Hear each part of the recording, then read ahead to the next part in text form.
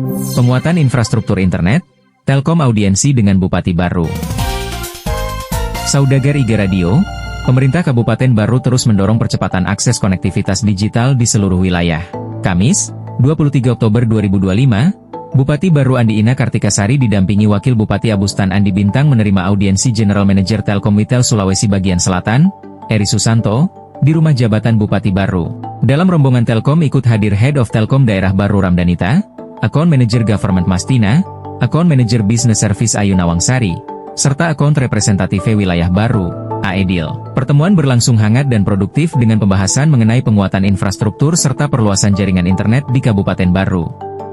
Fokus pengembangan diarahkan untuk mendukung layanan publik, pendidikan, kesehatan, hingga pemberdayaan UMKM. Bupati Baru menyampaikan apresiasi atas komitmen Telkom menghadirkan konektivitas yang lebih merata di Baru.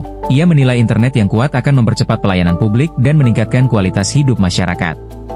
Sementara itu, YM Telkom Sulbaksel, Eri Susanto menegaskan kesiapan Telkom mendukung transformasi digital di Baru melalui layanan jaringan yang menjangkau hingga pelosok desa. Audiensi ini menjadi langkah awal kerja sama strategis dalam mewujudkan Baru sebagai daerah yang maju, cerdas, dan semakin terhubung secara digital.